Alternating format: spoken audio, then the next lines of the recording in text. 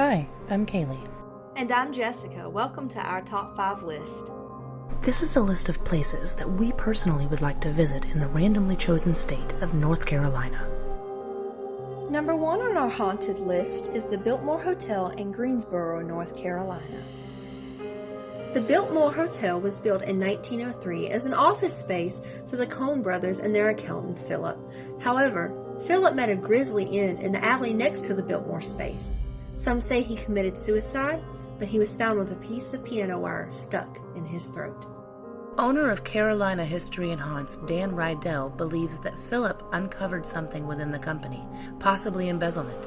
To quote, Philip was strangled to death with piano wire that was cut out of the piano in the lobby of the Biltmore building. It was followed by then throwing his body out of the window and into the alleyway. Rydell also claims that Philip likes the female guest in particular.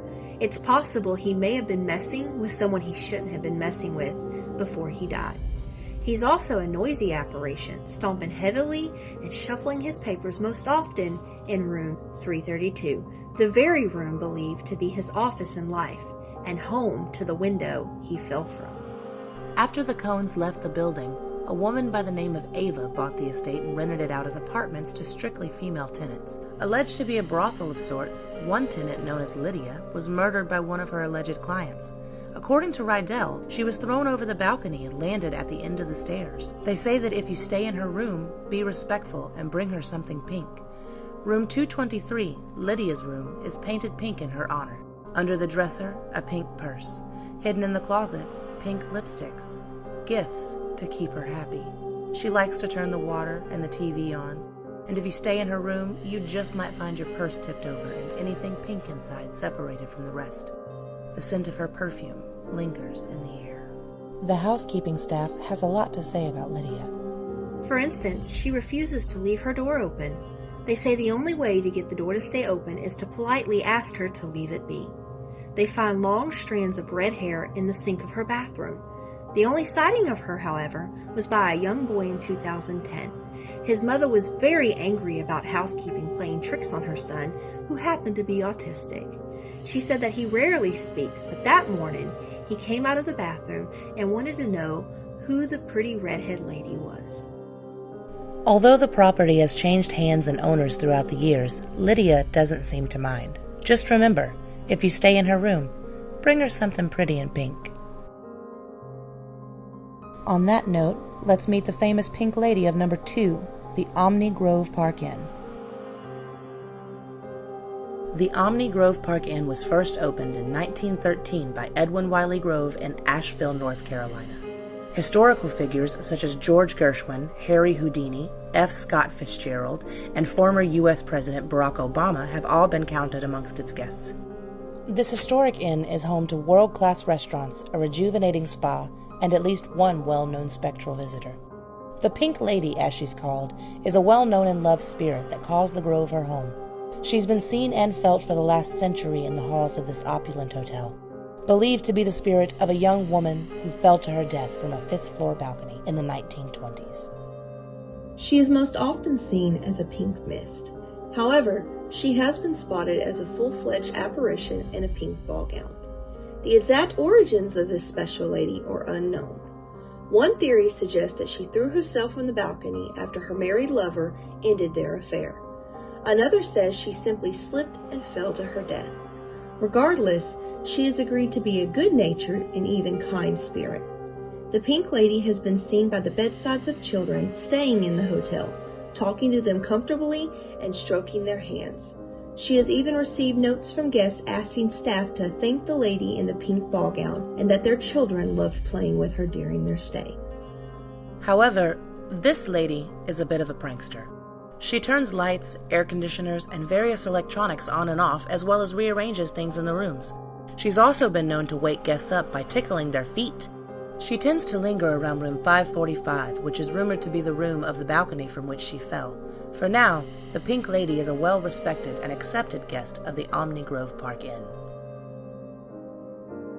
Number 3 on our list will really give you the chills. The Grand Old Lady Hotel. First opened in 1908 as the Balsam Mountain Inn, this was a popular stop for travelers as it was mere steps from the railroad stop at Balsam Mountain.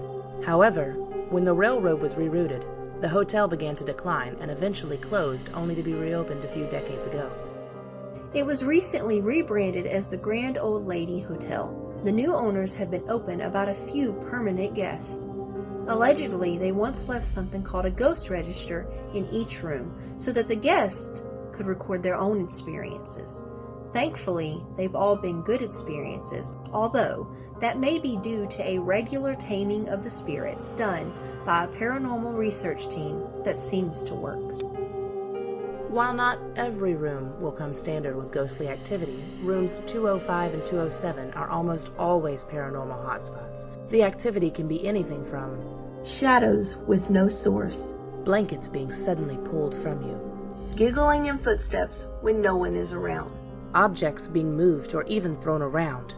It's safe to say that anything is possible at the Grand Old Lady Hotel. Number 4. The New Hanover County Library. This library sits in Wilmington, North Carolina, and is proof that the pursuit of knowledge doesn't end with death. A female spirit has been seen doing research on the Civil War of all subjects. The librarian has said that some mornings she'll find files spread out on a reading table when she knows she put everything away the night before. The sound of pages turning and the subtle rustling noises of research can be heard when no one is around. One particular book, The Papers of Zebulon Baird Vance, gets left out frequently. In fact, a young boy once found an envelope inside the book addressed to someone the librarian believes to be the researching ghost. To quote, "I have been through that book hundreds of times and never saw that envelope. I could feel my hair stand straight up." Glass doors of locked bookcases have been known to violently shake. A bearded man in dark, old-fashioned clothing has been seen for much longer than the friendly researchist. Before it was a library, it was an old light infantry building. Witnesses have said that he looks particularly like a Civil War colonel whose painting hangs in the library. Last, but certainly not least, is number 5, the North Carolina State Capitol. This Capitol building was built in 1840 and is one of the best preserved historical sites of its kind in the United States. While politics may no longer take place, the decor as well as some of its patrons appear to be stuck in time. During routine renovations, workers report tools being moved or going missing. The night guards report a bulk of the activity. They say that the elevator sounds like it's moving, although it's not, and voices can be heard carrying on conversations.